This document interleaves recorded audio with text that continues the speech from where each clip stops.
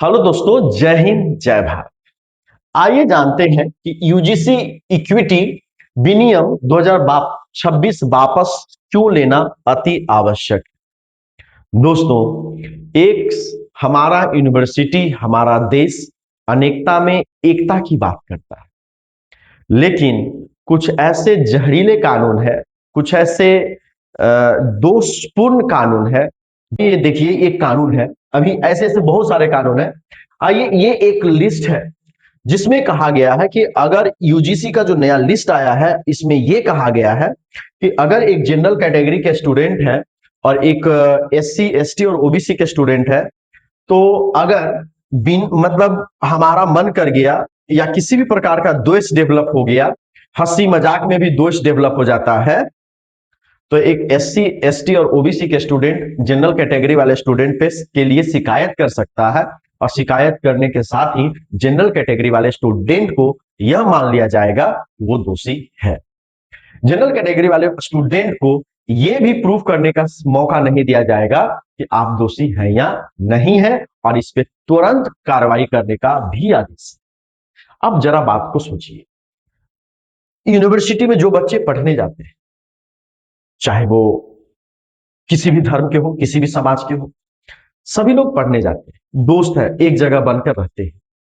मान लीजिए कि एक बच्चा अच्छा पढ़ने में है, रैंक 1 लाता है, और एक बच्चा रैंक 2 लाता है जो अदर कैटेगरी का।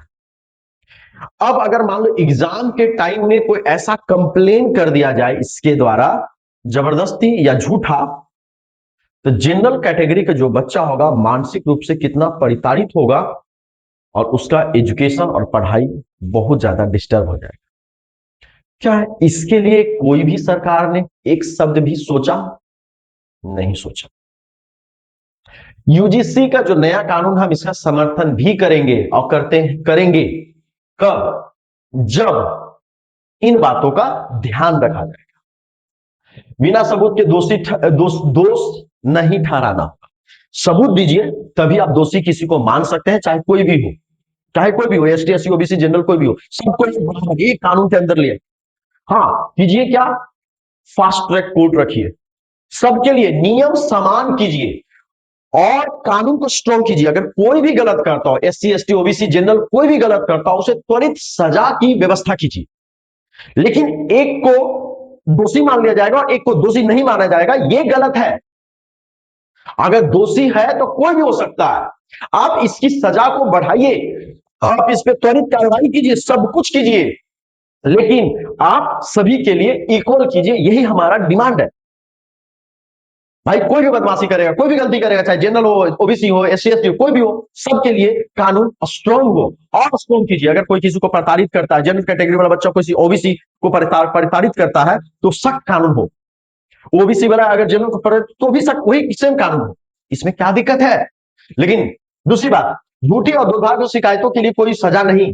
क्या मतलब है कि मतलब हम चलते चलते मतलब जनरल कैटेगरी वाले बच्चों को कुछ भी बोल देंगे और शिकायत कर देंगे, और अगर हम गलत भी साबित हो जाते हैं तो हम पे कोई सजा या जुर्माना नहीं है, तो कोई भी कर सकता। सजा और जुर्माना के डर से ही तो लोग डरते हैं, जहां पे हर प्रकार की न्यायिक प्रक्रिया में यही व्यवस्था है, लेकिन यूनिवर्सिटी में क्यों नहीं? ये क्या मजाक है? क्या चाहते हैं कि जनरल कैटेगरी वाला बच्चे विदेश चला जाए, भारत छोड़कर? इसीलिए टैलेंटेड और अच्छे अच्छे लोग, पहले मैं सोचता था क्या यार, अपना देश के लिए मरना है, अपना देश के लिए जीना है, और बहुत सारे लोग को देखते थे कि विदेश चल जा रहा है नौकरी करने, तब तो लगता था कि अपना देश छोड़कर दूसरा का देश में काम करने जाएंगे। आज समझ में आया कि क्यों अच्छे अच्छे और टैलेंटेड बच्चे भारत छोड़ रहे हैं। रीजन यही है क्योंकि उनके साथ जो अत्याचार हो रहा है वो दिखा भी नहीं पा रहे, वो बताने नहीं जाते हैं। उनके जनरल कैटेगरी वाले बच्चों के साथ जितने अन्याय हुए हैं, कोई भी केसेस न के बराबर रजिस्टर्ड की जाती हैं, और क्योंकि वो खुद ही नहीं करते, शांति से चुपचाप भारत छोड़कर विदेश चले जाते हैं। सोचिए, एक पढ़ा लिखा इंसान और टैलेंटेड इंसान बंदा अगर देश छोड़कर जाता तो कितना बड़ा एसेट छोड़कर, कितना बड़ा एसेट हमारा नुकसान हो रहा है भारत का, ये भी सोचने वाली बात है। बहुत बढ़िया, इरादा साबित किए बिना सजा।